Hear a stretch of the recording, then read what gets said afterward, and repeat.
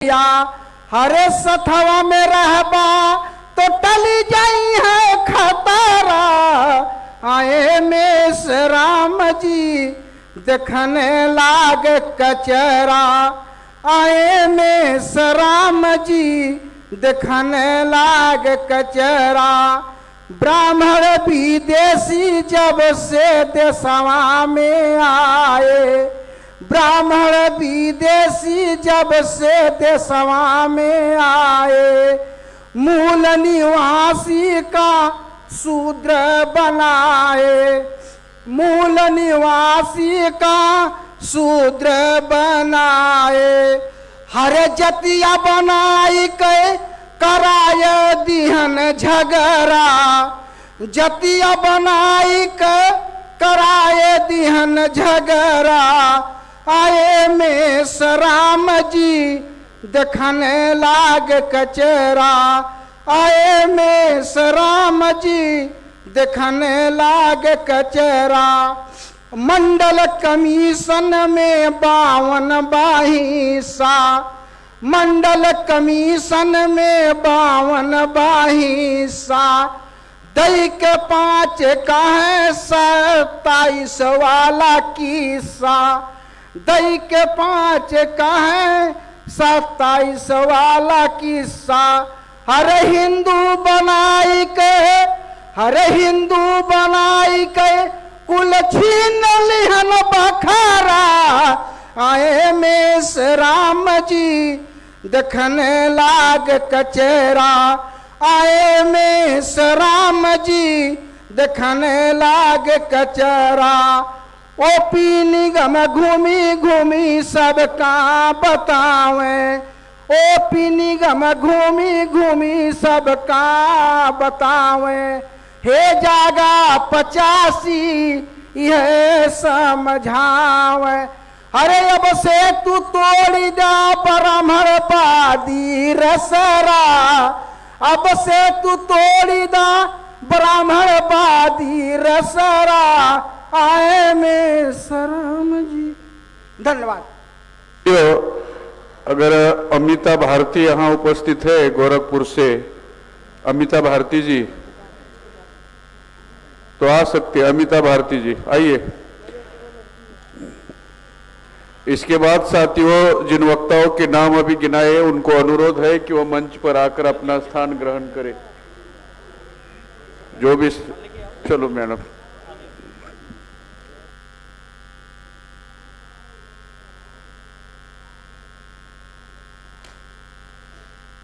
साथियों यहाँ पे उपस्थित हमारे सभी मूल्यवासी साथी को मेरा जय भीम, जय मूल्यवासी।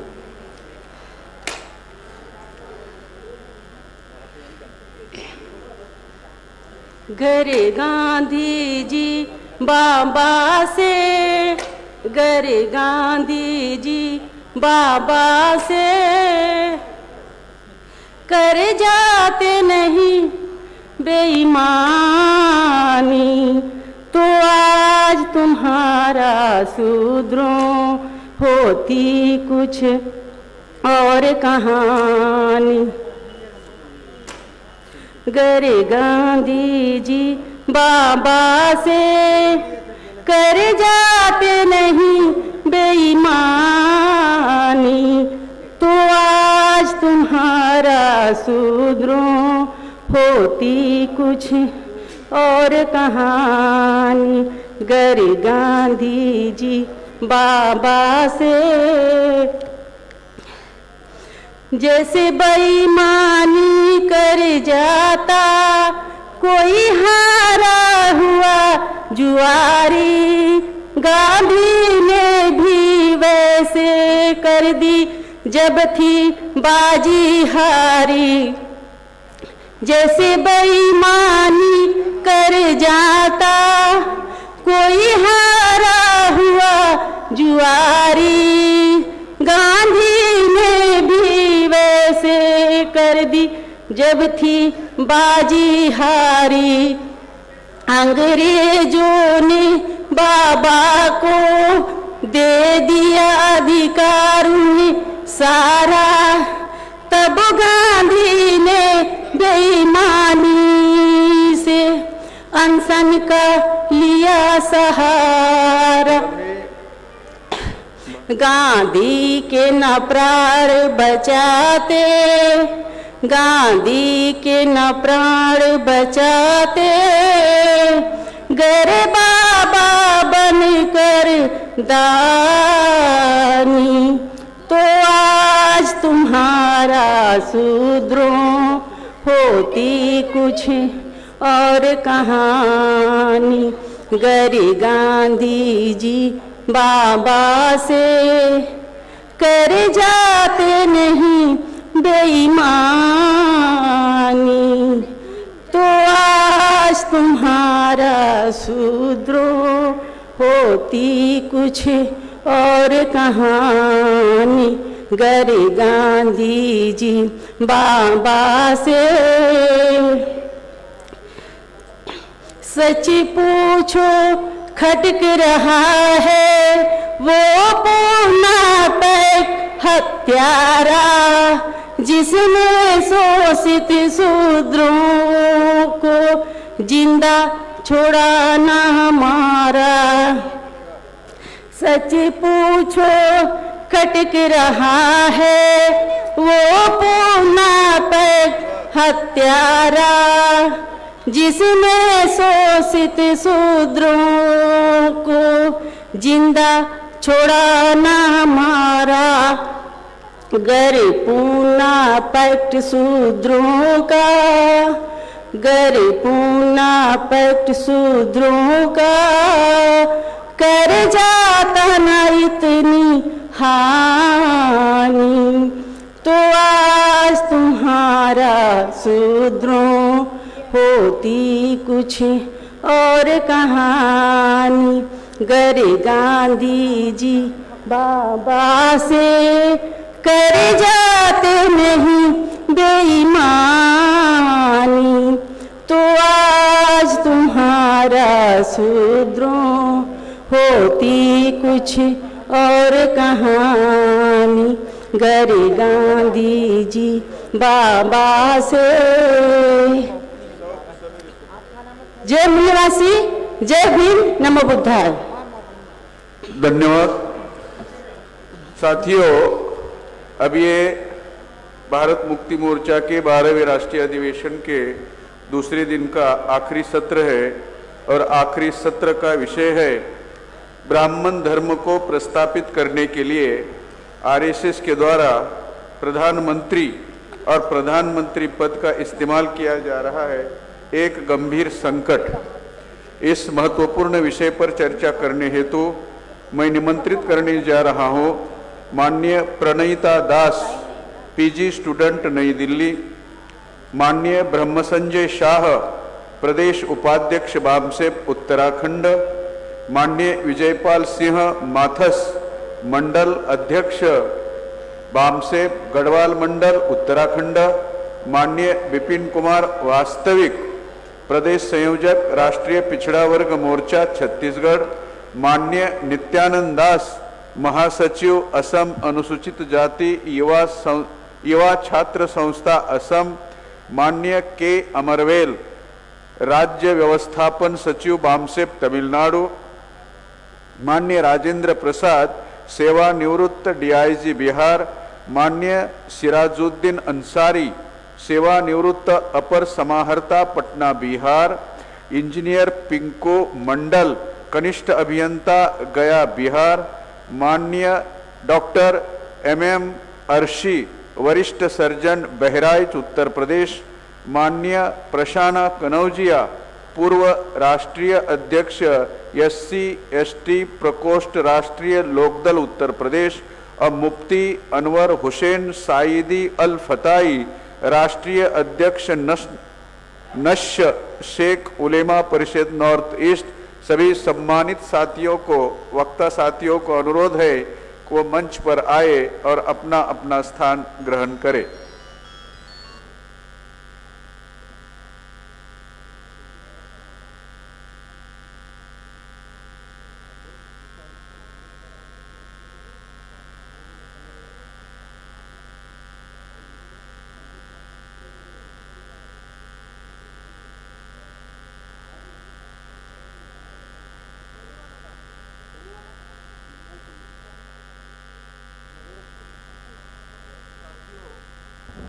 साथियों, IISSS अर्थात Indian indigenous society for science and social sciences career guideline program in data science, ये यहाँ प्रेजेंट किया जा रहा है और प्रेजेंट करने वाली है डॉक्टर विद्या नागावकर।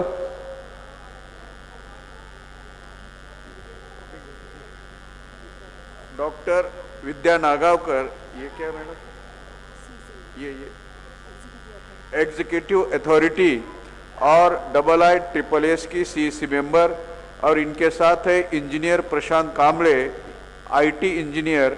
ये आपके सामने वो प्रेजेंट करके दिखाएंगे।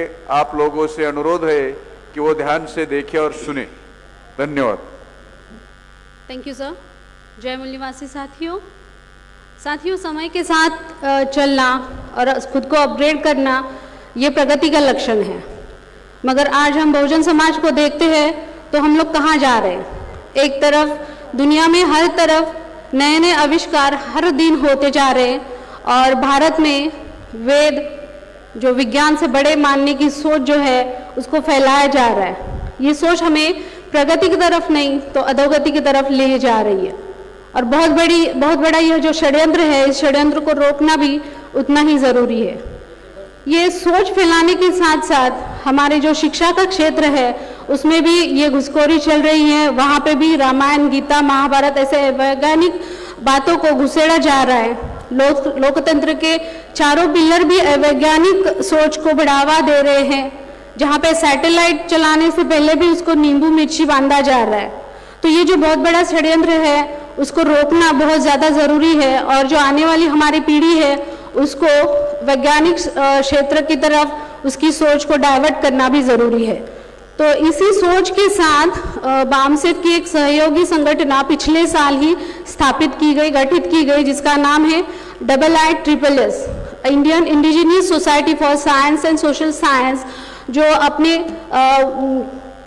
वैधानिक उद्देश्यों के साथ सामने आई हुई है, जिसमें साइंटिफिक सोसाइटी का निर्माण करना, वैज्ञानिक तथ्यों को सामने लाना, उजागर करना, जो मूल निवासी वैज्ञानिक ब्राह्मणवाद में फंसे हुए हैं उनको मूल निवासी समाज के प्रति संवेदनशील बनाना, साथ ही भविष्य में एजुकेशन पॉलिसी का निर्माण करना जो बिल्कुल वैज्ञानिक तथ्यों पर आधारित हो। इसके साथ ही संशोधन को बढ़ोतरी देना, क्योंकि हम सब जानते हैं कि बहुजनों में मेरिट जो है वो कूट कूट कर भरा हुआ है, उसको एक विचार मंच देना, एक ग्लोबल प्लेटफॉर्म देना, ये हमारी जिम्मेदारी है। इसके साथ ही इस वजह से ये सब करने की वजह से जो साधन संसाधन संपन्न हम तबका तैयार करेंगे वो बिल्कुल ही हमारे संगठन को मजबूत करने के काम में आएगा।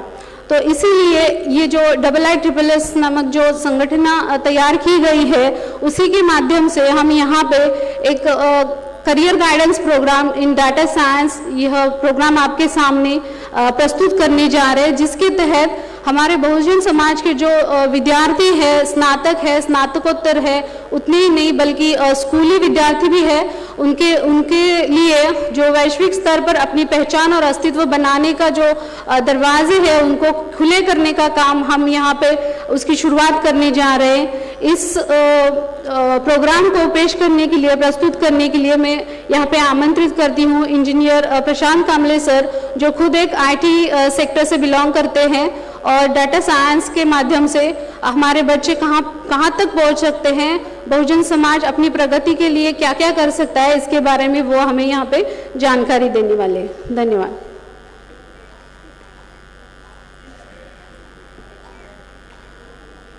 जय मूल निवासी साथियों, तो जैसा मैडम ने बताया अभी हम थोड़ा आगे बढ़ते हैं। हमारे देश में नौजवानों के लिए, युवाओं के लिए ग्रेजुएशन के बाद नौकरी किस क्षेत्र में करनी है, इस विषय पे हमेशा एक कंफ्यूजन रहता है। वो डिसाइड नहीं कर पाते कि हमें कौन से फील्ड में आगे काम करना है। तो हम भारत देश में कुछ उपलब्धियों के ऊपर हमने रिसर्च किया और उनमें से कुछ उपलब्धियों के बारे में हम आज यहाँ पे आपको कम समय में आपको ज़्यादा इंफॉर्मेशन देने की कोशिश करेंगे। उनमें से कुछ ऐसी उपलब्धियां हैं जिसके बारे में थोड़ा हम डिटेल में जानेंगे। तो मैं नेक्स्ट स्लाइड। इंस्टीट्यूट और department wise data science program. साथियों, डेटा साइंस का मतलब क्या होता है? डेटा का मतलब होता है डाटा, हम कहते हैं डाटा। तो डाटा को एक साथ लिया जाता है, कलेक्ट किया जाता है और उसको एक तरह से उसके ऊपर एनालिसिस यानी आकलन किया जाता है और उसके आकलन के आधार पर उसका पूर्वानुमान यानी उसके बाद भविष्य क्या होगा ये बताया जाता है। तो पूरी दुनिया में डाटा के आधार पे बड़े बड़े कंपनियां हो या बड़े बड़े इंडस्ट्रियलिस्ट हो, ये इसके ऊपर काम कर रहे हैं और भारत देश में भी इस टेक्नोलॉजी का सबसे बड़ा डिमांड है। तो इस विषय के बारे में हमारे कई युवाओं को इसके बारे में पता नहीं है, तो इसलिए ये विषय आपके सामने हम रखने का प्रयास कर रहे हैं। तो जानते हैं कि अगर आप इंजीनियर हो तो आप इस विषय में अगर इंजीनियर करते हो, कंप्यूटर साइंस या इंफॉर्मेशन टेक्नोलॉजी यानी आईटी, तो आपके पास इतने सारे ऑप्शंस अवेलेबल है। यानी कि आप डेटा साइंस कर सकते हो, आप मशीन लर्निंग कर सकते हो, आर्टिफिशियल इंटेलिजेंस है, साइबर सिक्योरिटी, एथिकल हैकिंग। आप सब लोग सुना होगा कि ईवीएम हैक होता है, तो ईवीएम जो हैक होता है उसको नॉन एथिकल यानी इलीगल हैकिंग कहा जाता है। इसी तरह से लीगल हैकिंग का भी एक कोर्स हमारे देश में है जो हमारे इंजीनियर लोगों को पता है, लेकिन हम वहां पे जाते नहीं है, जिसकी सबसे ज्यादा जरूरत साइबर सुरक्षा में होती है।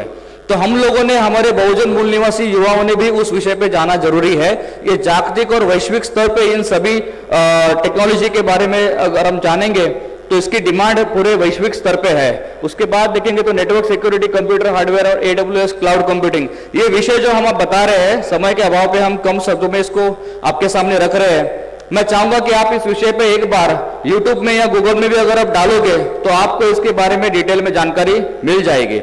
अगर आप लोगों ने इंजीनियरिंग किसी दूसरे विषय में की होगी, यानी इलेक्ट्रॉनिक्स है, टेलीकम्युनिकेशन है, या उसके अलावा मैकेनिकल है या ऑटोमोबाइल है, हमारे देश में टेलीकम्युनिकेशन को 99.99% बेरोजगारी है। तो हमारे टेलीकॉम के इंजीनियर लोग जो भी बाहर निकलते हैं वो बेरोजगार होते हैं। फिर सवाल आता है कि हम काम क्या करें, तो उनके लिए ये प्रोग्राम्स बनाए गए हैं। तो ये प्रोग्राम्स भी उन्होंने ध्यान में रखना चाहिए, इसके माध्यम से वो अपना करियर का एक अच्छा मार्ग चुन सकते हैं। नेक्स्ट, अब ये रहा इंजीनियर का हो गया। अब सवाल है कि बीकॉम और बीएससी वालों का क्या? तो जितनी डिमांड आज इंजीनियर को है उतनी ही डिमांड भारत देश में कॉमर्स में से बीकॉम और एमकॉम के लोगों को भी है। उसके बारे में आपको मैं बताता हूं यहाँ पे कि बीएससी कंप्यूटर साइंस बीकॉम वालों के लिए भी ये पर्टिकुलर जो मार्ग है जो करियर के चुनने के लिए ये मौजूद है। नेक्स्ट, क्यों इसकी जरूरत है? डेटा साइंस या डेटा की एनालिसिस की जरूरत क्यों है हमें? नेक्स्ट, तो आज के तारीख में अगर आप देखोगे दुनिया में सबसे महंगी चीज क्या होती है? तो तेल होती है, जिसको बहुत डिमांड होता है। लेकिन वर्तमान स्थिति में डेटा जो है वो आज का नया, बोलते हैं ना, इस न्यू ऑयल।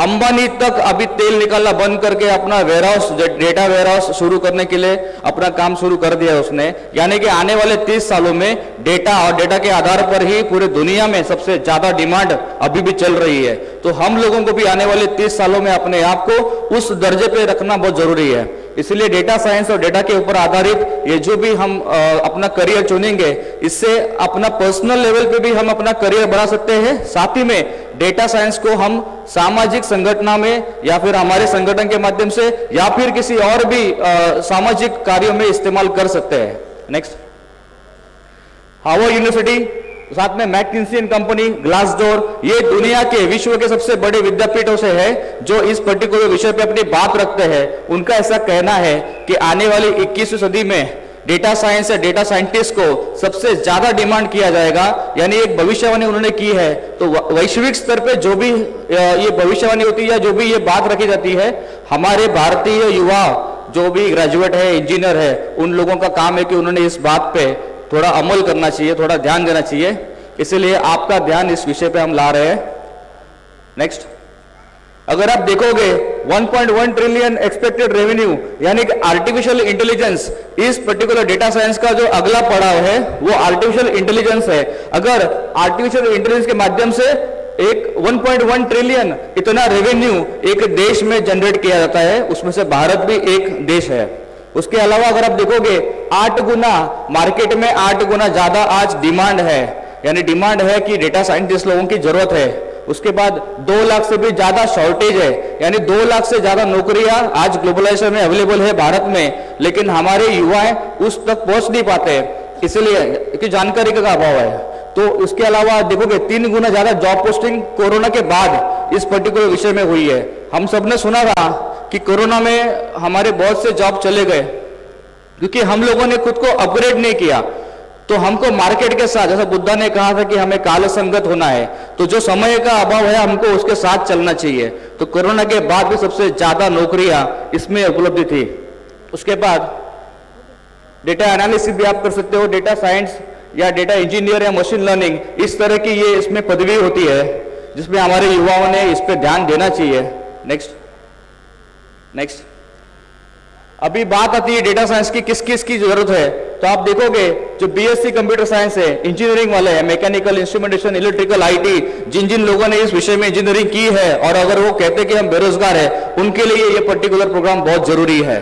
नेक्स्ट, तो ये उस पूरे प्रोग्राम का फ्लो है जिसके बारे में आप जान सकते हैं। मैं आपको इसके बारे में डिटेल बाद में बताऊंगा। नेक्स्ट अब बात करते हैं कॉमर्स वालों की। तो बीकॉम, एमकॉम, आज हमारे युवा सबसे ज्यादा स्तर पे बैंकिंग, फाइनेंस से इंश्योरेंस में नौकरी करते हैं। पर वो क्या काम करते हैं? वो कस्टमर का डेटा कलेक्ट करने का काम करते हैं। फॉर्म भर के जो लोन चाहिए सर आपको लोन चाहिए तो हमारे पास फॉर्म दे दो। तो हमारे युवा ग्रेजुएट है लेकिन वो ये काम करते हैं क्योंकि उनको पता नहीं कि अगर वो डेटा साइंस का काम करेंगे तो उनको आगे क्या मिलेगा। मैं आपको आगे बताता हूँ। ये पर्टिकुलर फील्ड में काम करने वालों ने भी ध्यान से इस बात को देखना चाहिए। जो बैंकिंग में काम कर रहे हैं, फाइनेंस में काम कर रहे हैं, इंश्योरेंस में काम कर रहे हैं, उनके लिए भी डेटा साइंस कितना अहम है। नेक्स्ट, तो ये उनका ओवरव्यू प्रोग्राम है कि उनका प्रोग्राम किस तरह से चलेगा। नेक्स्ट,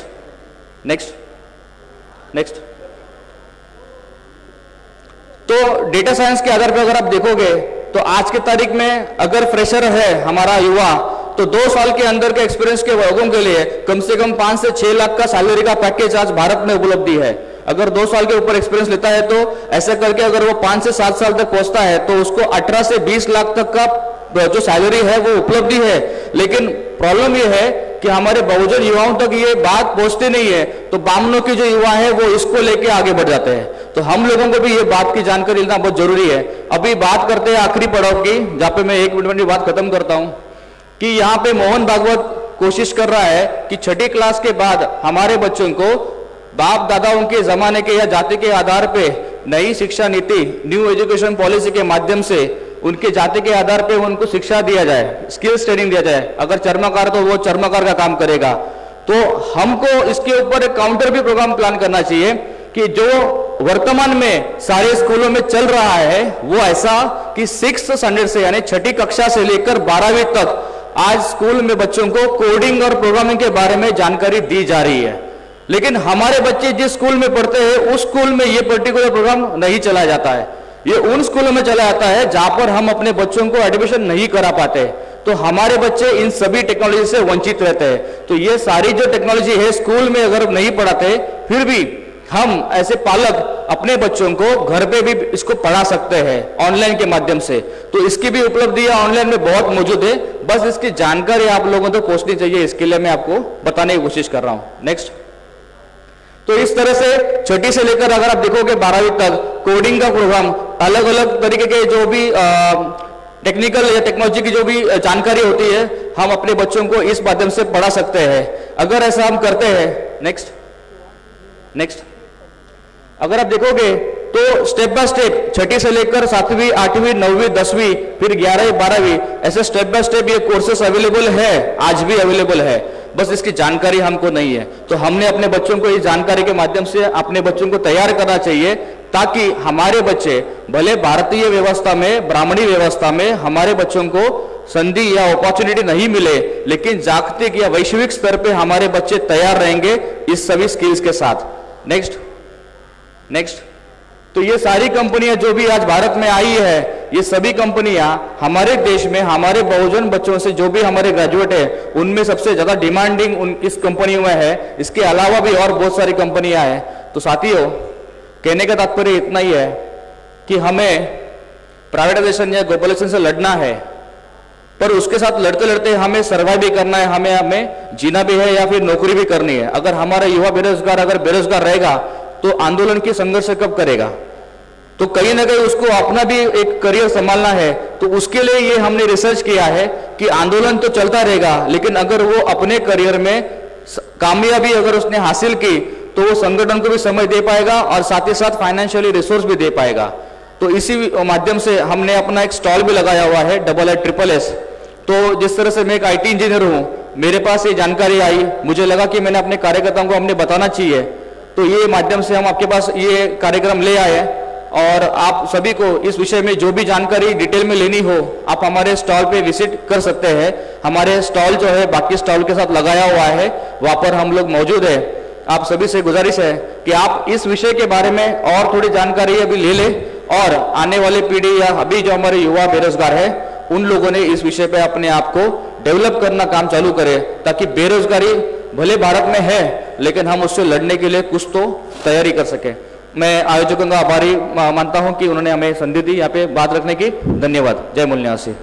बहुत बहुत धन्यवाद doctor Vidya Nagavkar, executive authority IISS CEC member, और doctor Prashant Kamde IT engineer. साथियों, ये प्रबोधन सत्र शुरू करने के पहले अहिंसक राव भीम, सन ऑफ अशोक भीम, सुल्तानपुर से ये लड़का है, इस लड़के को अनुरोध है कि वो आए और अपनी कविता सुनाए। मुझे इस राष्ट्रीय मंच पर बोलने का अवसर प्रदान हुआ, इसका मैं बहुत बड़ा आभारी हूँ। साथियों, जय मूल निवासी, मेरा नाम अहिंसक राव बौद्ध, सुल्तानपुर यूपी से हूँ। मैंने एक कविता लिखी है कि जिस तरह अयोध्या यानी साकेत में गौतम बुद्ध की मूर्तियां मिली, बौद्ध अवशेष मिले, उसको तोड़ा गया, बल्कि तोड़ा ही नहीं गया बल्कि उसको चूर चूर किया गया। तो उसी के जवाब में मैंने एक कविता लिखी है जो इस प्रकार है कि आखिर कब तक मिटाओगे मुझे, आखिर कब तक मिटाओगे मुझे, मैं इस भूमि की रग रग में बसा हूँ, आखिर कितना मिटाओगे मुझे, मेरा सिंह आज भी सीना तान कर दहाड़ रहा है। यहाँ से सिंह का तात्पर्य है सम्राट अशोक के उस स्वमुखी शेर के स्तंभ से।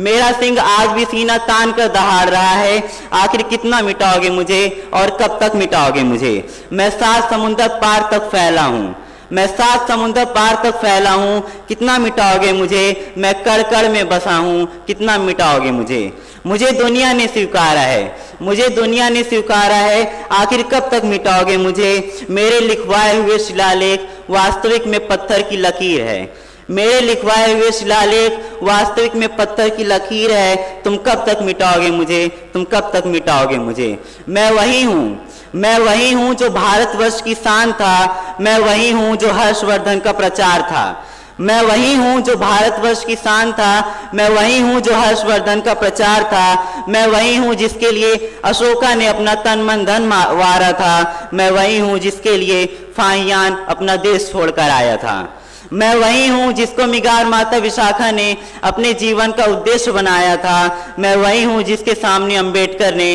अपना जीवन त्यागा था, आखिर कब तक मिटाओगे मुझे और कब तक छुपाओगे मुझे, मैं चंद्र की तरह बादलों के पीछे से निकलकर, मैं चंद्र की तरह बादलों के पीछे से निकलकर धरती का सीना फाड़कर अहिंसा को अपना आदर्श मानकर फिर से इस देश में अपना परचम लहराऊंगा, मैं बुद्ध का धम्म हूँ, मैं बुद्ध का धम्म हूँ, आखिर कब तक मिटाओगे मुझे, आखिर कब तक छुपाओगे मुझे। बहुत बहुत धन्यवाद।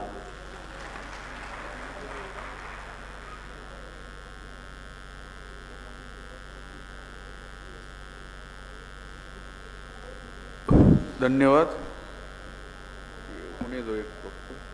डॉक्टर। साथियों, अब ये जो विषय पढ़कर सुनाया है, इस विषय पर फिर से एक बार पढ़कर मैं सुनाता हूँ। ब्राह्मण धर्म को प्रस्थापित करने के लिए आरएसएस के द्वारा प्रधानमंत्री और प्रधानमंत्री पद का इस्तेमाल किया जा रहा है एक गंभीर संकट। इस पर वक्ता के रूप में बोलने के लिए मैं निमंत्रित करना चाहूँगा माननीय के अमरवेल जी, राज्य व्यवस्थापन सचिव बामसेप तमिलनाडु से है। मैं उनको अनुरोध करता हूं कि वो डायस पर आए और इस संदर्भ में अपने विचार रखें। माननीय के अमरवेल।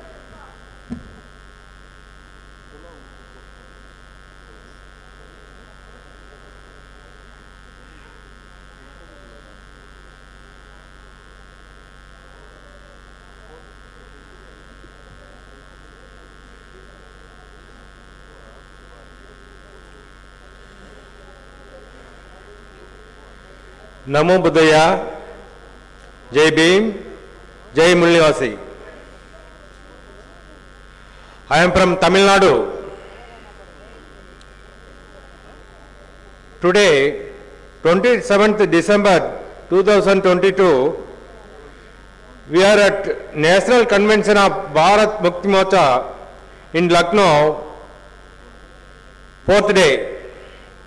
In this association, I would like to thank Honorable Vaman Mesram sir for 6th October 2022 rally towards RSS headquarters at Nagpur.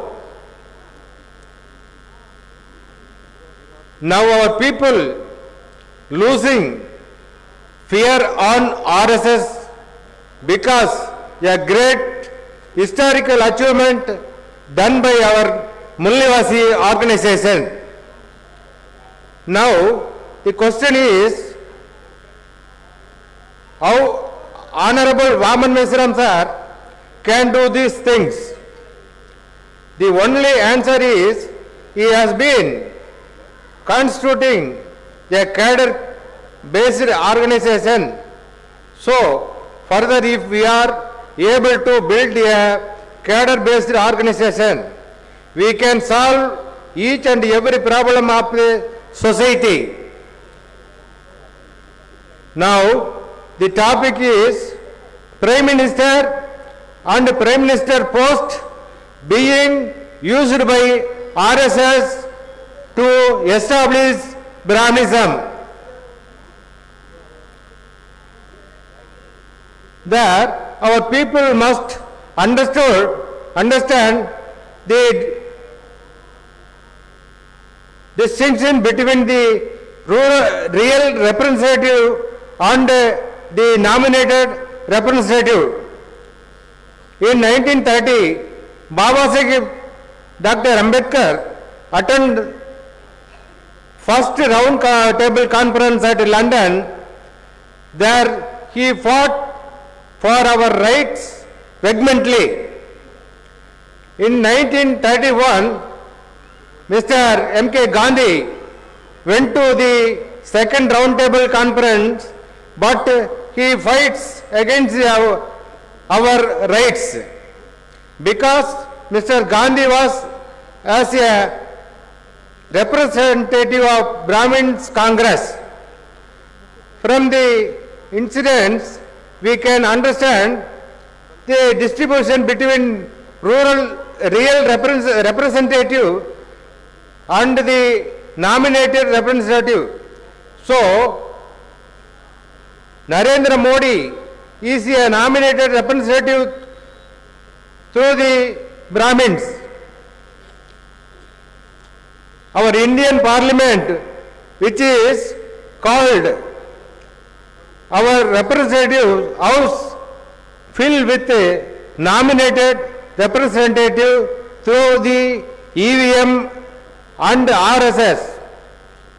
In 2019, EVM was manipulated in more than 350 constituencies.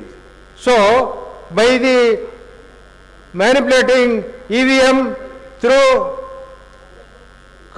candidates were elected.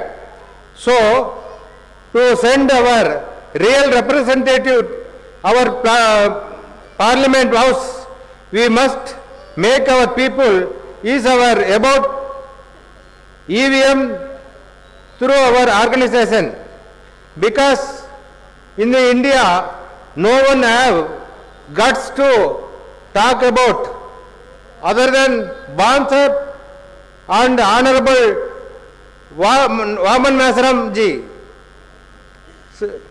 So we must strengthen Bansar. Thank you very much. Jai Bhim, Jai Mullivasi, Nandri, Jai Bhim, Vanakkam, Tamil Nadu. बहुत बहुत धन्यवाद माननीय के अमरवेल साहब. साथियों, जिला unit Fatehpur Uttar Pradesh बहुजन मुक्ति party की ओर से राष्ट्रीय किसान मोर्चा के राष्ट्रीय अध्यक्ष मान्यवर सरदार राम सुरेश वर्मा जी को हाथ से बनाई गई पेंटिंग उन्हीं को सप्रेम भेंट की जा रही है। तो बहुजन मुक्ति पार्टी जिला यूनिट फतेहपुर, इनको मैं आमंत्रित करना चाहता हूं कि वो आए और ये हाथ की पेंटिंग उनको भेंट करे।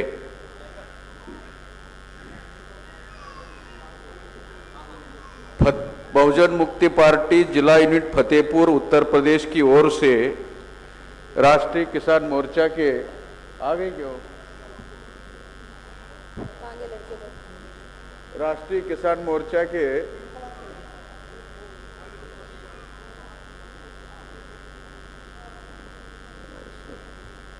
राष्ट्रीय किसान मोर्चा के अध्यक्ष माननीय सरदार राम सुरेश वर्मा, नहीं वो आए नहीं ना, जिला यूनिट फतेहपुर, जिला यूनिट फतेहपुर बहुजन मुक्ति पार्टी, अरे आओ ना, ये आ गए ना इधर, बुलाओ बुलाओ जल्दी। आप कहाँ हो यार, जाओ जाओ दे दो, जो भी है दे दो। बहुजन मुक्ति पार्टी जिला यूनिट फतेहपुर उत्तर प्रदेश की ओर से राष्ट्रीय किसान मोर्चा के राष्ट्रीय अध्यक्ष माननीय सरदार राम सुरेश वर्मा जी को उनकी ही हाथ से बनाई गई पेंटिंग भेंट की जा रही है।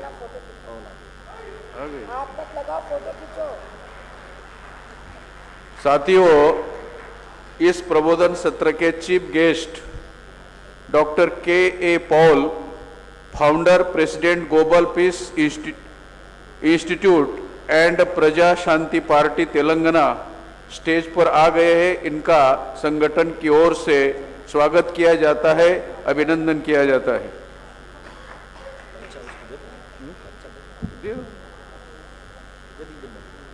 इस कड़ी में साथियों, मैं इंजीनियर पिंकू मंडल बिहार, इनको आमंत्रित करना चाहूंगा। इधर इंजीनियर ये एक मिनट, कनिष्ठ अभियंता गया बिहार, ये मंच पर आए और अपनी बात रखे।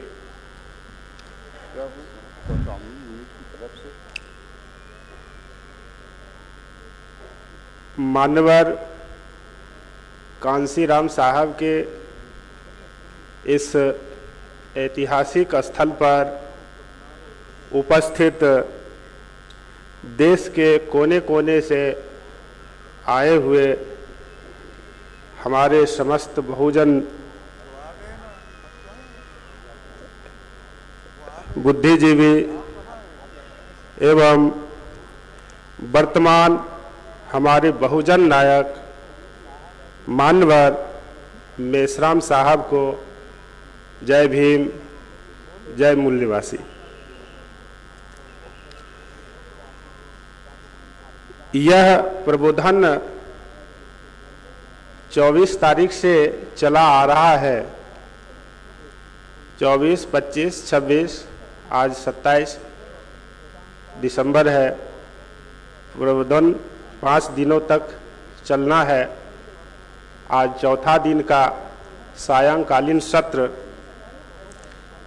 6 से 9 का कार्यक्रम चल रहा है। इस सत्र का विषय है ब्राह्मण धर्म को प्रस्थापित करने के लिए आरएसएस के द्वारा प्रधानमंत्री और प्रधानमंत्री पद का इस्तेमाल किया जा रहा है, एक गंभीर संकट। साथियों, 2014 ईस्वी में जब लोकसभा का चुनाव होना था, उस समय कांग्रेस के गतिविधियों से लोगों का मन खिन्न हो गया था। ऐसा अपने समाज में मुझे दिखता था। मैं भी बहुत उत्साहित था कि नए प्रधानमंत्री के रूप में नरेंद्र मोदी जी आएंगे तो देश के लिए कुछ ऐसा करेंगे जो देश हित में होगा, जनहित में होगा। कई तरह के वादे किए गए।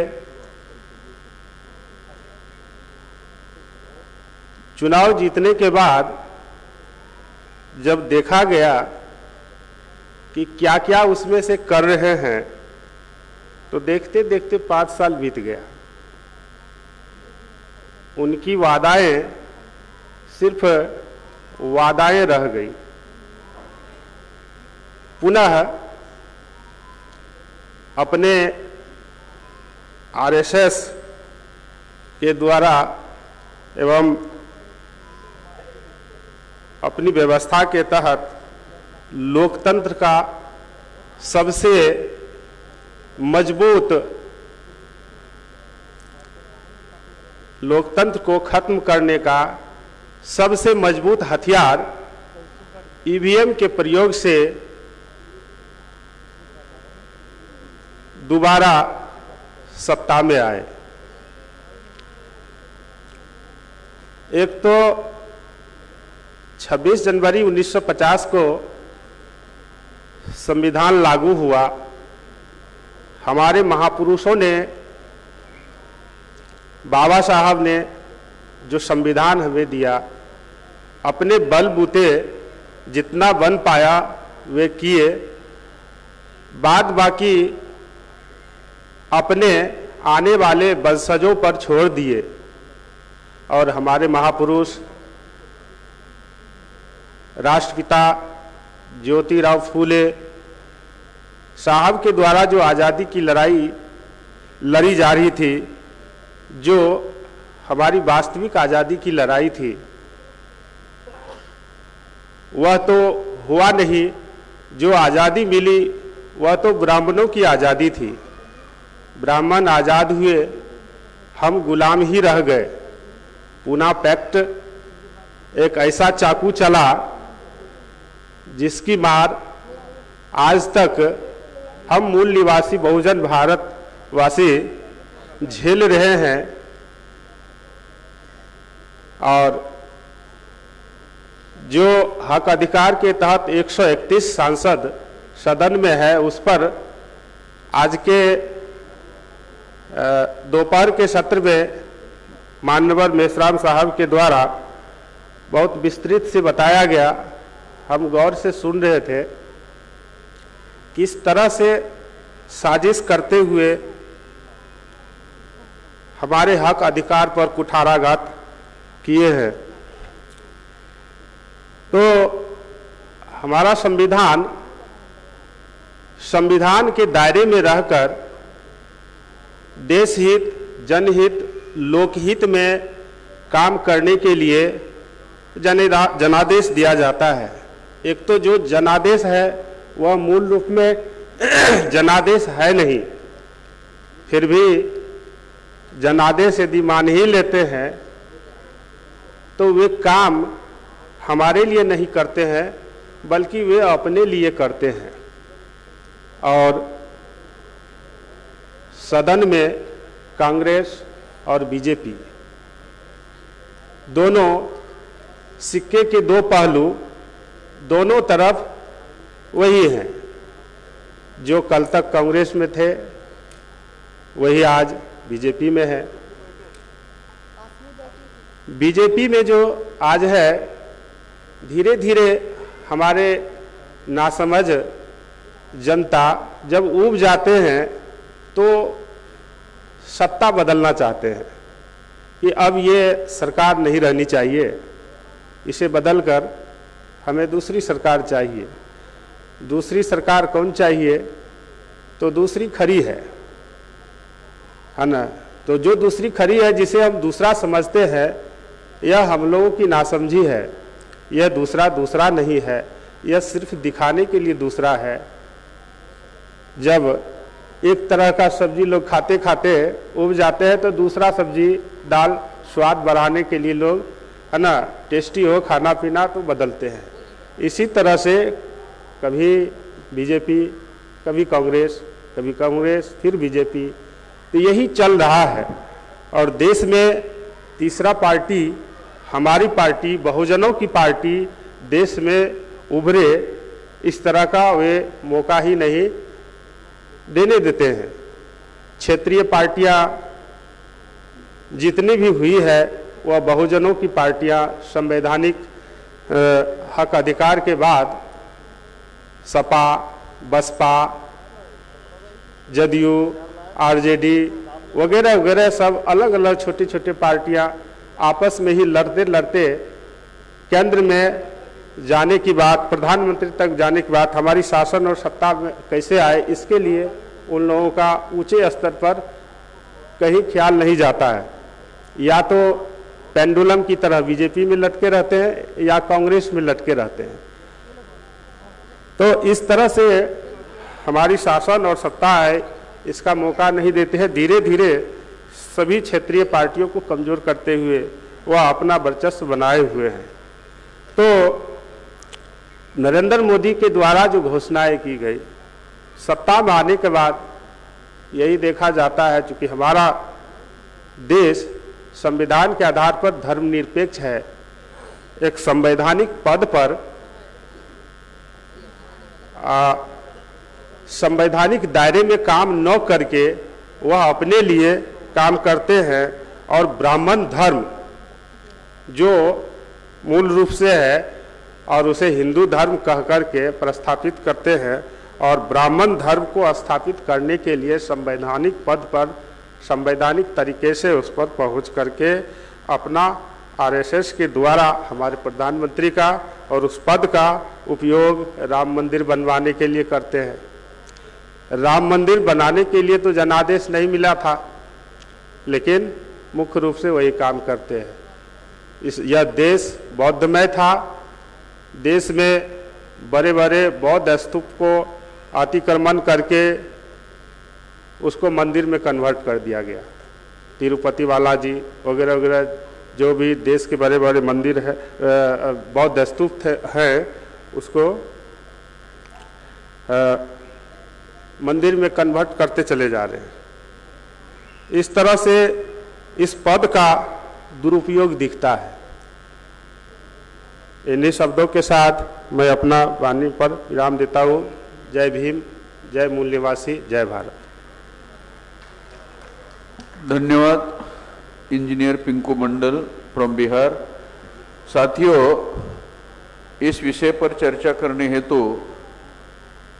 मैं निमंत्रित करना चाहता हूं माननीय नित्यानंद दास जी, ये असम से है, उनको निमंत्रित करना चाहता हूं कि वो आए और डायस पर आए और अपनी बात रखे। माननीय नित्यानंद दास जी, महासचिव असम अनुसूचित जाति युवा छात्र संस्था असम। ऑनरेबल चेयरमैन मामन मिश्रण साहब, मंच में बैठे हुए ऑनरेबल पर्सन और मेरे मूल निवासी भाइयों बहनों, मैं नॉर्थ ईस्ट से हूँ, असम से हूँ। आज का विषय है आरएसएस ने प्रधानमंत्री को बामनीकरण करने के लिए जो दिया है, ये कर दिया है। ये 100% नहीं, 100%, 200% सही है। क्योंकि जब 2014 में ये सरकार हुआ था असम में, 2014 में, पहले हमारा मूल निवासी एक सीएम बना था सर्बानंद सोनोवाल बुल के, उसी समय ने उसको वहाँ पे जो संस्कृत, एक्चुअली हमारे वहाँ पे बामिन लोग पढ़ता है, 1000 नौकरी रेगुलर पोस्ट सर्बानंद सोनोवाल जरिए थे उन बामिन जो छात्र छात्री को दे दिया है। लेकिन उसका बाद हमारा जो मूल निवासी है उन लोग को भी नौकरी नहीं दिया है। ये सबसे बड़ा सबूत है। असम में 35 जिले हैं, 1,40,00,000 पॉपुलेशन है, लेकिन आज जितना भी संस्थाएं है सारी संस्थाएं में बामिनीकरण हो गया है। जो गांव-गांव में नामघर है असम में, उसमें सारी तरफ आरएसएस ने दखल कर लिया है। और सबसे बड़ा द्वीप माजुली है, उसमें भी जाके उसमें पूजा नहीं होता है, लेकिन उसमें भी जाके आरएसएस ने अपना कब्जा जमा लिया है। इसका सबसे सबूत है कि प्रधानमंत्री खुद जाता है, जाके बामनीकरण के व्यवस्था में बोलता है, और जो वहाँ जहाँ बड़ा बड़ा मंदिर है, मंदिर में जाके माथा टिकाता है। ये सब असम में चल रही है। प्रधानमंत्री ये असम को अस्तलस नहीं बोलता है, क्यों बोला है? हमारा नॉर्थ ईस्ट मर्द का जितना ताकत है उससे ज्यादा ताकत है महिलाओं का। ये 5.5 साल पहले हमारा मूल निवासी एक औरत सतीराधिका बोल के उस समय में बहुत बड़ा बाढ़ हुआ था, लेकिन 5.5 साल पहले उस औरत ने ये ब्रह्मपुत्र नदिया है जो लुइस बोलता है उसको कैसे गति करना है वो कर दिया था। लेकिन किसी गवर्नमेंट ने हमारा मूल निवासी होने का सती को कोई कुछ नहीं दिया था। लेकिन हमारा संगठन जब बाम सेफ में मैं जुड़ा हुआ 2006-7 से लड़ाई कर करके 2014 में सतीश अधिकार का नाम से करोड़ों रुपया हम गवर्नमेंट से ले रहा हूं, और उसका नाम पे बहुत बड़ा बड़ा संस्था बन रहा है। ये हम लोग एक साथ मिलकर लड़ना चाहिए कि मूल निवासी आज नहीं जगेगा तो हमारा आने वाला पीढ़ी खत्म हो जाएगा। क्योंकि हम लोग एक कदम चलता है, लेकिन बामिन का जो बच्चा है, जो बामिन का लोग है, और वो हजारों कदम आगे चलता है। इसका प्रमाण है अभी जो हमारा असम में चीफ मिनिस्टर है वो 24 आवर्स, मोदी जी बोलता है मैं 18 आवर्स काम करता हूँ, लेकिन हमारा अभी जो सीएम है हिमंता बिश्व शर्मा जी 24 आवर्स काम करता है सिर्फ बामनीकरण करने के लिए। और बात यह है सबसे मुसलमान लोग कश्मीर में है, उससे सेकेंड है मुसलमान असम में है। अभी असम में जो मुसलमान लोग जो मूल निवासी है उन लोग को गांव में लाखों लोग को बुलडोजर चला के बेघर कर दिया है, लेकिन वहां पे बोलने वाला कोई नहीं है। ये हालात अभी असम का है। इसलिए मैं इस मन से आप लोग को ये बोलता हूँ कि आप लोग असम में आइए, हमारा असम में जो नॉर्थ ईस्ट का जो हाल है वो देख लीजिए, नहीं तो 5 साल का बाद असम नहीं रहेगा, सारी तरफ बामनीकरण व्यवस्था हो जाएगा और मूल निवासी को खत्म कर देगा। इसीलिए मैं एक कविता सुनाता हूँ जो दोनों साथियों ने ये एकलव्य का जो अंगूठा काट के दक्षिणा लिया था, वो हम लोग इंग्लिश में इसको एक सुना देता हूँ। If you had kept your thumb, history would have happened somehow differently, but you have your thumb, and history also became theirs equalable. Since that day, they have not even give you a glance. Forgive me, equalable. I will not be fooled now by their sweet words. My time will never be broken. एकोलेब में जो दोनों साधु को अंगली करके दोषना लिया था, इसी के बोलिए हम लोग बोल रहे हैं कि हम अभी एकोलेब जो दोनों साधु का बात नहीं सुनूंगा, हम एकोलेब नहीं बनूंगा। एकोलेब ने वो काम नहीं किया तो आज जो हिस्ट्री हमारी तरफ आ जाता है, लेकिन उसने जो अंगुली काट दिया इसीलिए उन लोगों तरफ हिस्ट्री चला गया है। ये बात बोल के मैं जय भीम, जय मूल्यवासी, जय संविधान, जय असम।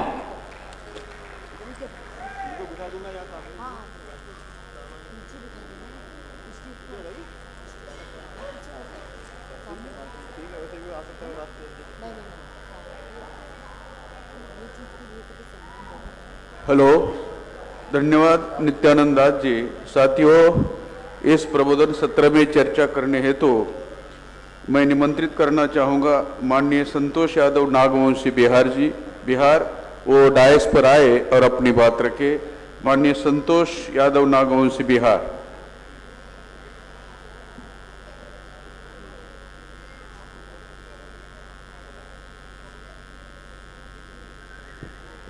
हेलो, आज भारत मुक्ति मोर्चा के 12वें राष्ट्रीय अधिवेशन के दूसरे दिन के अंतिम सत्र में उपस्थित सभी मंचासीन एवं सभी सत्रों की अध्यक्षता कर रहे आदरणीय वामन मेश्राम साहब भारत मुक्ति मोर्चा राष्ट्रीय अध्यक्ष को अभिवादन करते हुए आज दूसरे दिन के अंतिम सत्र का जो विषय रखा हुआ है कि ब्राह्मण धर्म को प्रतिस्थापित करने के लिए आरएसएस के द्वारा प्रधानमंत्री और प्रधानमंत्री पद का इस्तेमाल किया जा रहा है, एक गंभीर संकट। साथियों, भारत में जो आरएसएस संचालित जो राजनीतिक पार्टी बीजेपी का प्रधानमंत्री नरेंद्र मोदी जो दूसरे चुनाव से इस देश के प्रधानमंत्री के पद पर जो आसीन हैं, इसके पीछे सबसे बड़ा कारण देश का सबसे बड़ा संगठन वामसेफ है, क्योंकि जब से वामसेफ भारत में तथाकथित हिंदू धर्म जो ब्राह्मणों के द्वारा भारत में हिंदू धर्म के नाम से जो प्रचार प्रसार किया जा रहा है, इस तथाकथित हिंदू धर्म को वामसेफ के द्वारा ब्राह्मण धर्म के ऊपर से जब आवरण हटाने का काम, चादर हटाने का काम, जो पानी के धारा से उस रंग को खत्म करने का जब काम शुरू किया और आम जनमानस में जब यह बात गई कि ब्राह्मण धर्म ही आज का हिंदू धर्म है, तब से ब्राह्मणों के सामने एक बहुत बड़ी संकट पैदा हुआ। ब्राह्मणों ने सोचा कि अगर भविष्य में इस ब्राह्मण धर्म को नहीं बचाया गया, क्योंकि भारत के मूल निवासी बहुजन समाज को यह पता चल गया है कि ब्राह्मण धर्म ही हिंदू धर्म है और हिंदू धर्म के नाम पर अब हमारा दुकान चलने वाला नहीं है, इसलिए ब्राह्मणों ने भविष्य में दीर्घकाल तक ब्राह्मणी धर्म भारत देश में स्थापित रहे, इस धर्म को स्थापित करने के लिए ओबीसी का प्रधानमंत्री के नाम पर देश में नॉमिनेट करने का काम शुरू कर दिया। और नॉमिनेट करने से पहले ब्राह्मणों ने भारत के सभी जो भी नामधारी मंत्री, जो कैबिनेट मंत्री, प्रधानमंत्री या राष्ट्रपति हो, उन तमाम नामधारी प्रतिनिधियों को ब्राह्मणी धर्म के द्वारा जो मंदिर है, उस मंदिरों में माथा टेकने के लिए उनको प्रवेश कराया जाता है और प्रवेश कराकर उनके ललाट पर जो चंदन का लेप लगाया जाता है, यह आम जनता को दिखाने के लिए, ताकि आम जनता के मन मस्तिष्क में यह बात बैठे कि जब हमारा देश का प्रधानमंत्री ही मंदिर में जब माथा टेकता है तो हमको भी उस मंदिर में जाना चाहिए। और जीता जागता उदाहरण जब हमारे आदरणीय वामन मेश्राम साहब जब कहते थे, हम लोग सुनते थे कि भारत का कैबिनेट आरएसएस सर संचालक मोहन भागवत के कदमों में अपने को समर्पित हमेशा करता है। और यह देखने को बिहार के बक्सर जिला में पिछले महीना हम लोगों ने अपने आंखों से देखा। जो बातें सुनते थे वो बक्सर में, क्योंकि हमारा डिस्ट्रिक्ट बक्सर आरएसएस के द्वारा अंतर्राष्ट्रीय स्तर पर अंतर्राष्ट्रीय सनातन संस्कृति समागम के नाम से, महायज्ञ के नाम से एक सप्ताह 7 नवंबर 22 से लेकर 15 नवंबर 2022 तक बक्सर की धरती पर, बिहार की धरती पर ब्राह्मणों ने एक सप्ताह तक ब्राह्मणी धर्म को स्थापित करने के लिए, ब्राह्मणी धर्म को बहुजन समाज के मन मस्तिष्क में स्थापित करने के लिए पूरे भारत का कैबिनेट बक्सर में गिराने का काम किया था। पूरे कैबिनेट यानी केंद्रीय कैबिनेट, पूरे हर रोज एक कैबिनेट मंत्री को बुलाया जाता था, हर एक राज्य के राज्यपाल को और बीजेपी संचालित जितने राज्य हैं उनके मुख्यमंत्री को हर रोज बुलाया जाता था। और हम लोगों ने अपने आंखों से देखा कि उस सनातन संस्कृति समागम स्थल से 1-2 किलोमीटर की दूरी तक गंगा के लिए, गंगा दर्शन, गंगा घाट दर्शन कराने के लिए उनको पैदल यात्रा कराया जाता था। और उस पैदल यात्रा में हमारे बहुजन समाज के लोग, खासकर सबसे ज्यादा ओबीसी के लोग, उस यात्रा में कैबिनेट मिनिस्टर के पीछे पीछे पागलों की तरह, बंदरों की तरह, जानवरों की तरह उस यात्रा में शामिल होकर जो ब्राह्मणी धर्म का नशा जो ब्राह्मणों ने उनके मन मस्तिष्क में स्थापित किया था, वो देखने को बक्सर में मिला। साथियों, जब वो कैबिनेट मिनिस्टर उस सनातन समागम स्थल के पंडाल के अंदर प्रवेश करते थे तो उस पंडाल के मुख्य द्वार पर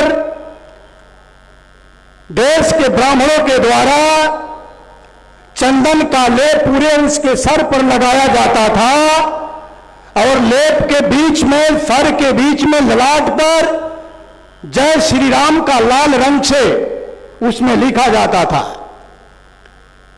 जो ये विषय लगाया गया है कि भस्म और विभूति लगाकर हमारे प्रधानमंत्री को, यानी सारे प्रधानमंत्री के साथ साथ सारे कैबिनेट मंत्रियों को ये भस्म विभूति चंदन का लेप लगाकर ब्राह्मणों के चरणों में माथा टेकते हुए बहुजन समाज को मीडिया के माध्यम से, इलेक्ट्रॉनिक मीडिया के माध्यम से और प्रिंट आउट जो मीडिया है उसके माध्यम से दिखाने का काम किया जाता था, ताकि बहुजन समाज के लोग इस खबर को देखे, सुने, पढ़े तो उसको भी लगे कि जब हमारा प्रधानमंत्री, हमारा कैबिनेट मंत्री, हमारा राज्यपाल, हमारा राष्ट्रपति, मुख्यमंत्री जब ब्राह्मणों के चरण में ही नतमस्तक हैं तो हमको भी ब्राह्मणों का मान सम्मान, इस ब्राह्मणी धर्म स्थापित करने के लिए हमको भी पहल अमल करना चाहिए। इसलिए साथियों, अगर हमें भी इस ब्राह्मणी धर्म को जड़ मूल से उखाड़ फेंकना है, नष्ट करना है, समाप्त करना है, तो हमें भी अपने मूल निवासी बहुजन समाज में जन्मे संतों, गुरुओं, महापुरुषों की विचारधारा को रखने वाले, उस ब्राह्मणी धर्म को स्थापित करने वाले बहुजन समाज के नामधारी प्रतिनिधियों के लेवल पर हमें भी अपने समाज के लोगों को सामने लाना चाहिए। जैसे हमारे माननीय रोमन मेश्राम साहब के द्वारा आगामी लोकसभा चुनाव 2024 में होने वाला है, हम लोग सोशल मीडिया के माध्यम से साहब का इंटरव्यू जब सुनते हैं तो उसमें साहब भी उस गुलाम प्रधानमंत्री के लेवल में बहुजन के अंदर आस्था रखने वाले जो बिहार के वर्तमान मुख्यमंत्री माननीय नीतीश कुमार एवं महाराष्ट्र के पूर्व मुख्यमंत्री माननीय शरद पवार को प्रधानमंत्री नरेंद्र मोदी के लेवल में यानी उनको काउंटर करने के लिए, ब्राह्मणी धर्म व्यवस्था को समाप्त करने के लिए चेहरा के रूप में दिखाया जा रहा है।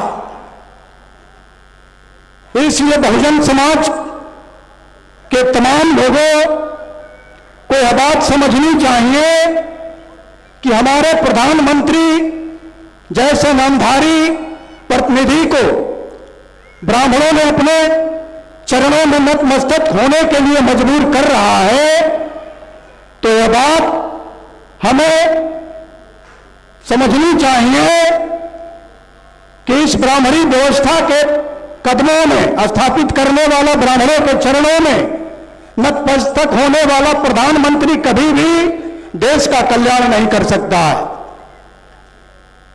ओबीसी का प्रधानमंत्री, ओबीसी का जाति आधारित जनगणना जो 90 साल से ब्राह्मणों ने रोक कर रखा, उस जाति जनगणना को उन्होंने नहीं कराया, बल्कि भविष्य में नहीं होनी चाहिए वैसा हल्फनामा सुप्रीम कोर्ट में दाखिल किया। जिस ओबीसी के प्रधानमंत्री से भारत का ओबीसी उम्मीद लगाया था कि जिन ब्राह्मण प्रधानमंत्री होने की वजह से हमारा गिनती नहीं हो पाया, अगर ओबीसी का प्रधानमंत्री अगर देश का बनता है तो ओबीसी का 90 साल की जो समस्या, जो गिनती कर रहा है, वो भविष्य में समाप्त हो जाएगा।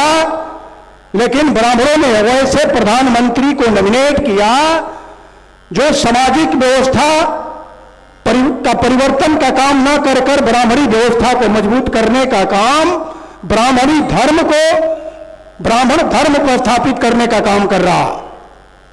इसलिए अपने प्रतिनिधि को पहचानना होगा, वास्तविक प्रतिनिधि को पहचानना होगा कि बहुजन समाज का कल्याण कभी नामधारी यानी ब्राह्मणों के द्वारा नॉमिनेट प्रधानमंत्री हो या जो भी प्रतिनिधि हो, वो हमारा कल्याण नहीं कर सकता। जब भी कल्याण होगा तो वास्तविक रियल रिप्रेजेंटेटिव ही हमारा कल्याण कर सकता है। इसलिए इस पंडाल में बैठे हुए मूल निवासी बहुजन समाज के लोगों को यह बात समझनी चाहिए कि अपना वास्तविक प्रतिनिधि, वास्तविक नेता, वास्तविक नेतृत्व की तलाश हमें करनी चाहिए, और तलाश करने का समय समाप्त हो गया है, क्योंकि यहां सारे वाम सेफ के जो भी नेतृत्व हैं, चाहे वो स्टेट लेवल का हो या राष्ट्रीय लेवल का हो, इनके द्वारा बहुजन समाज को जगाने और बताने, समझाने का काम किया जा रहा है कि हमारा वास्तविक प्रतिनिधि भारत के कैबिनेट में कोई नहीं है या भारत के अन्य राज्यों में स्टेट गवर्नमेंट में कोई नहीं है, क्योंकि ये केवल ब्राह्मणों के द्वारा सर पर, ललाट पर चंदन का लेप और भस्म विभूति लगाने में ये लोग व्यस्त हैं। इसलिए भस्म विभूति लगाने वाले, चंदन का लेप लगाने वाले, ब्राह्मणों के चरणों में नतमस्तक होने वाले, ब्राह्मणी धर्म को स्थापित करने वाले कभी मूल निवासियों की व्यवस्था नहीं ला सकते हैं, मूल निवासियों की व्यवस्था स्थापित नहीं कर सकते हैं। इसलिए अगर मूल निवासियों की व्यवस्था स्थापित करना है तो 3 दिन से, यानी तीसरा दिन का, ये चौथा दिन का अंतिम सत्र चल रहा, यही हमको बताया जा रहा है कि अब हम लोग एक्शन मूड में हैं, अब आंदोलन करने के मूड में है, क्योंकि जनमानस में, मास में हमको काम करना होगा और ब्राह्मणी धर्म के साथ साथ ब्राह्मणों की व्यवस्था समाप्त करने के लिए हमारे आदरणीय वामन मेश्राम साहब के द्वारा एक ही समाधान बताया जा रहा है कि जब तक भारत में राष्ट्रव्यापी आंदोलन खड़ा नहीं किया जाएगा तब तक समस्या का समाधान नहीं होगा। राष्ट्रव्यापी आंदोलन खड़ा करने के लिए हम सभी साथी अपने अपने क्षेत्रों में तन मन धन के साथ समर्पित भाव से काम करेंगे। इसी उम्मीद के साथ मैं अपनी बात समाप्त करता हूं। जय भीम, जय भारत, जय मूल निवासी। साथियों, माननीय संतोष यादव नागवंशी, आपका प्रदेश प्रभारी आपका बहुत बहुत धन्यवाद। साथियों, इस चौथे दिन का और भारत मुक्ति मोर्चा के दूसरे दिन का ये अंतिम सत्र है और अंतिम सत्र में जो लोग निधि देने वाले हैं उनके मैं नाम पढ़कर सुनाता हूं। आपको बार बार बताया जाता है या बताया गया है कि पॉकेट में डालकर पैसा देने से, पहले ही देने से वो गड़बड़ी नहीं होती। जिन लोगों ने दिया है वो लोग सामने या नजदीक बैठे ताकि गड़बड़ी ना हो। ज्ञानचंद्र प्रभाकर बहराइच, अशोक भीम सुल्तानपुर, धर्मराज गौतम बहुजन मुक्ति पार्टी सुल्तानपुर, माननीय हंसाबेन कांतिबाई नेद्रिया कच्छ गुजरात, श्रीनाथ मौर्य कौशंबी, सौरूराम उत्तर प्रदेश आजमगढ़ उत्तर प्रदेश, सीताराम दाबोदिया हिसार हरियाणा। इसके बाद 3000 का चेक, 30,000 का मानसी गौतम जी और रजिस्ट्रेशन वाले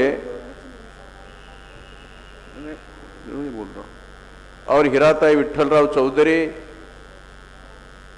कुमार गौतम, कुशन कुमार गौतम और पीएन सोलंकी और उनकी मिसेस और विनोद डोंगरे, ये सब नजदीक रहेंगे तो आसानी होगी।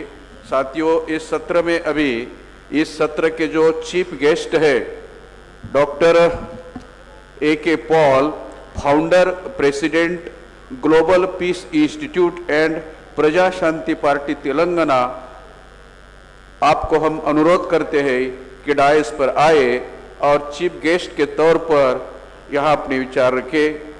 Doctor K.A. Paul.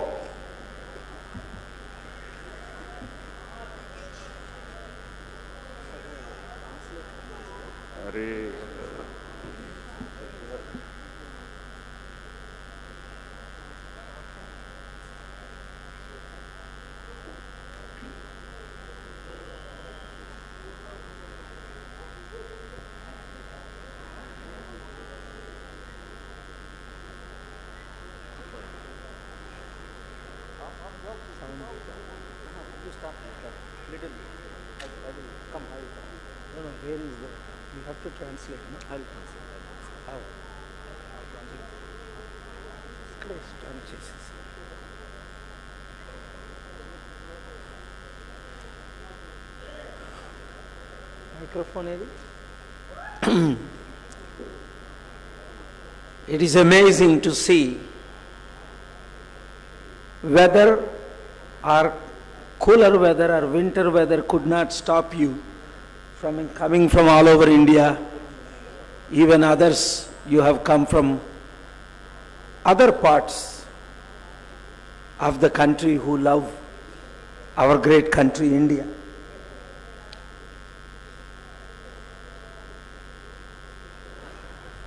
I'm waiting for a translator to translate.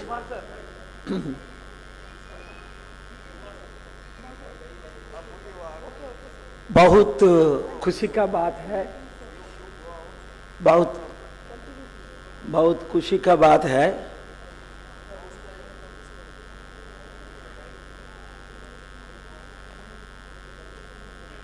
आपका जो विजन है,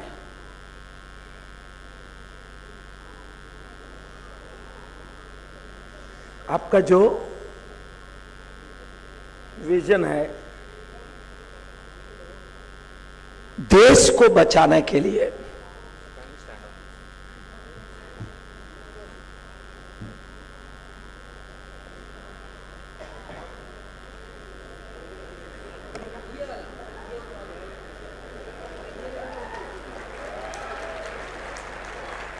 अरे हम स्लोली बड़ा हो रहा हूं क्योंकि अमेरिका में 33 साल रह गया, फिर अभी इंडिया आके 9 महीना हो गया, थोड़ा ज्यादा 9 महीना रहने से इलेक्शन तक आप लोग के साथ मिलके काम करके डॉक्टर वामन मेशाराम जी, उन्हीं का वाइफ सिस्टर का साथ भी बात करके बहुत खुशी हूं। और आप लोग को जो दर्शन है, विजन है, प्लान है, जो जान देने के लिए तैयार है,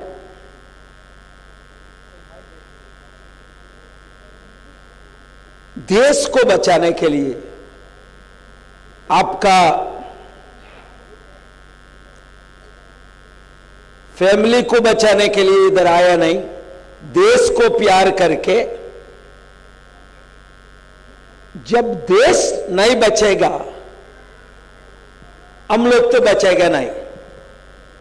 सो पहले देश को बचाने के लिए आप लोग जो चिंता कर रहा है,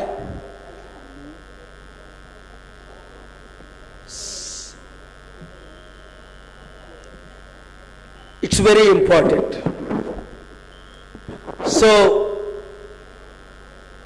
doctor Kumar, mister Mahendra, and all of you, thank you for inviting me. मुझे as the chief guest of today's program, but after I came here, meeting all of you, I just became so happy that I wish I've been coming here for 39 years. The wonderful work you are doing to save this country, Dr. Vaman Mesharam ji and his vision is incredible, and I am really with you from the bottom of my heart. Now, greetings to all the people, those who are watching me live around the world and in the nation of India. सभी को मैं धन्यवाद करना चाहता हूं, शुभकामनाएं देता हूं जो मुझे यहां पे और पूरे देश भर में देख रहे हैं। India is in great crisis. देश अभी बुरी हालत से गुजर रही है। India is in the hands of the wrong leadership. ये देश गलत लोगों के हाथ में है। India is in wrong direction. ये देश गलत दिशा में जा रहा है। If we continue to go in this direction for another 2 years, अगर हम इसी तरह से चलते जाएंगे, India will become like Sri Lanka, Zimbabwe, Venezuela. Bharat भी श्रीलंका, जिम्बाब्वे जैसे हो जाएगा। So we all Indians, हम पूरे भारतवासी, irrespective of caste, creed, religion, must come together to save our very great nation. जाति, धर्म, ये सारे चीजों को छोड़ के, many years ago, then Chief Minister Modi ji invited me to Gujarat. बहुत साल पहले चीफ मिनिस्टर नरेंद्र मोदी ने मुझे इनवाइट किया गुजरात में। He sent BJP leadership to meet me in America. उसने बीजेपी के लीडरों को मुझे मिलने के लिए भेजा था। BJP President, American President Suresh Jani and 7 others have met with me and requested me to support Chief Minister Modi ji vision to save India. बहुत सारे लीडर मुझे आके सीएम नरेंद्र मोदी को सपोर्ट करने के लिए मुझे इंस्टिगेट किए थे। So for 95 minutes, Modi ji hosted me, garlanded me, given me flowers and bouquets and shawls, Indian culture, and I was very impressed with his plan. 95 minutes मेरे साथ वो चर्चा किए, मेरा स्वागत किए, मेरे को गार्लैंड किए। But then after he became the Prime Minister, अगर वो प्रधानमंत्री हो जाने के बाद he has forgotten his vision. वो अपना उद्देश्य को भूल गया। He's gone against the original plan. वो अपने सही उद्देश्य जो था उसके दिमाग में उधर चले गया। Now India is in great crisis. अब देश बहुत बुरी हालात में गुजर रही है। I have many times requested Prime Minister Modi ji and other. मैंने बहुत बार प्राइम मिनिस्टर नरेंद्र मोदी को रिक्वेस्ट किया था। We are in the wrong direction. हम बहुत गलत दिशा में हैं। India is in great crisis. देश बुरी हालत से गुजर रही है। And we cannot continue in this direction. हम ऐसे नहीं जा सकते, ऐसे देश को नहीं चला सकते। Indian democracy is in danger. देश की जो प्रजातंत्र है वो मुसीबत में पड़ी है। 56 Muslim countries are very upset with Indian direction. 56 Muslim country जो है वो नरेंद्र मोदी के रूलिंग से बहुत अपसेट है, बहुत नाराज है। 120 Christian countries are upset with the Indian direction. 120 Christian countries भी नरेंद्र मोदी के पालन से बहुत नाराज है। All the world powers are not happy the way India is going on. पूरे प्रपंच में, पूरे वर्ल्ड में कोई इस रूलिंग से हैप्पी नहीं है, संतोष नहीं है।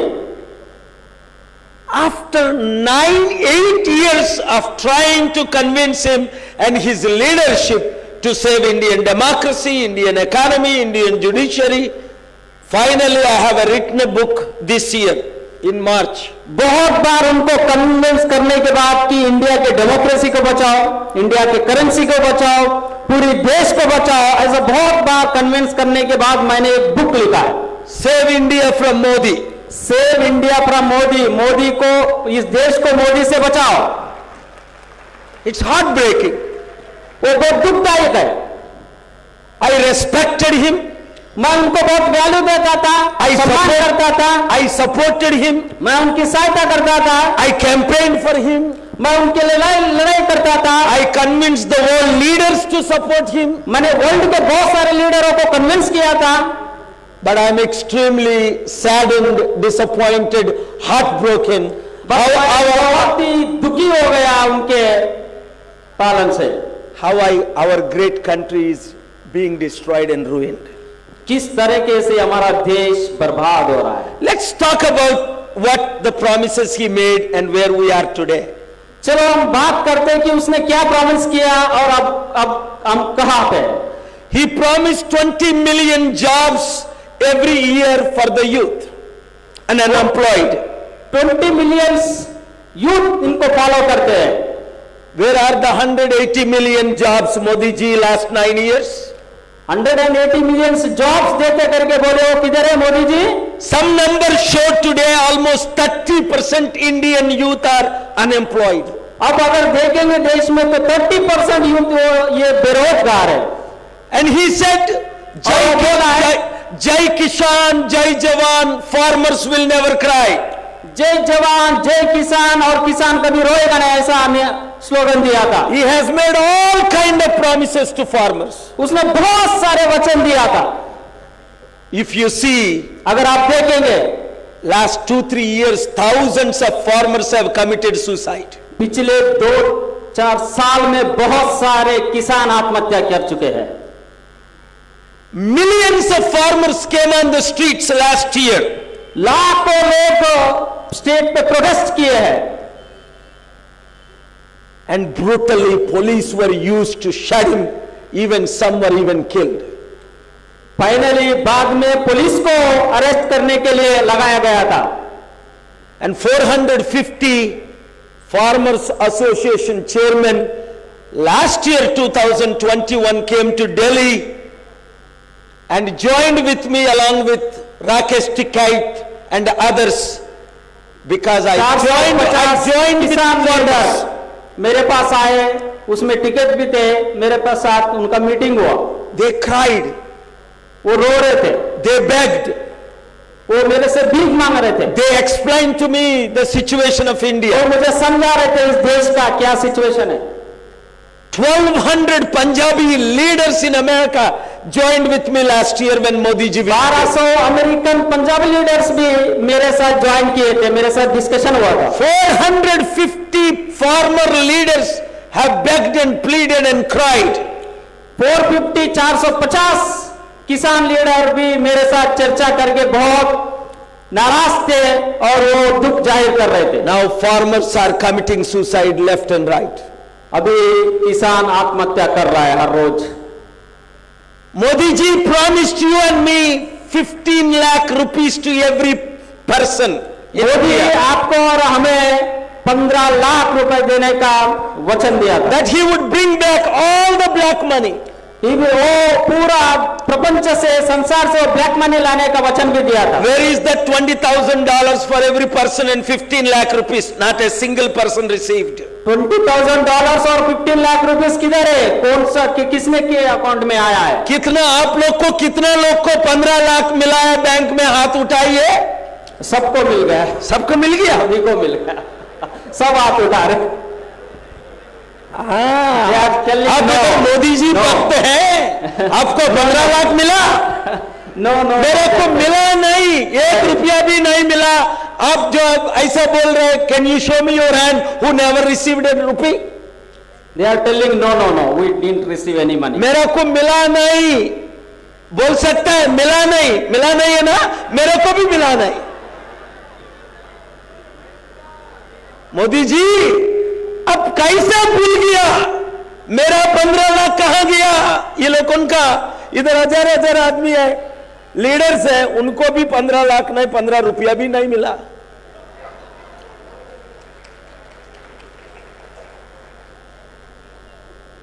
Then Modi ji promised secularism. और मोदी सेकुलरिज्म का भी प्रॉमिस वचन किया था। In India, Hindus, Muslims, Christians can all live peacefully. India में बुद्धिस्ट है, क्रिश्चियन है, मुस्लिम है, सारे लोग पीसफुल रहेंगे, ऐसा वचन दिया था। But today, लेकिन आज 280 million Muslims, 28 crore Muslims are living in fear in India. आज देश में लाखों करोड़ों मुसलमान डर में जी रहे हैं। 28 करोड़, लाखों करोड़ नहीं, 28 करोड़, ऑलमोस्ट 28 करोड़। अरे मैं अमेरिका में रहने से भी हिंदी को बहुत प्यार करता हूं। थोड़ा मैं साउथ इंडियन है ना, हिंदी इतना बोलते ही नहीं। मैं तो 10 क्लास 2 बार फेल हुआ था, परंतु अमेरिका में 20 मिनट भाषण करने से 40 करोड़ 1100 करोड़ मेरे को मिलता है। इसीलिए मैं दुनिया सारा चैरिटी किया, इंडिया सारा चैरिटी किया। ऑर्फन 3,10,000 ऑर्फन्स को, 40 लोग विधवान को, करोड़ गरीबों को अमेरिका में रह के दुनिया सारा 155 कंट्री में मैं हेल्प किया। Anyway I am speaking in my favourite language Hindi and my mother tongue favourite language is Telugu. India is in great crisis. देश बुरी हालत में है। I am asking all world leaders, मैं सारे संसार के लीडरों से अपील करता हूं। You have cried so many times that secularism is dying in India. आप बहुत बार ऐसा बोले कि सेकुलरिज्म इंडिया में मर चुका है। Churches being destroyed, चर्चेस को डिमोलिश किया जा रहा है। mosques being destroyed, मस्जिद को भी डिमोलिश किया जा रहा है। Dalits being killed, बहुत सारे लोगों को मारा जा रहा है। poor have been attacked. किसके ऊपर अटैक हो रहा है? Hundreds of millions are without food. बहुत सारे लोग बिना खाने के जी रहे।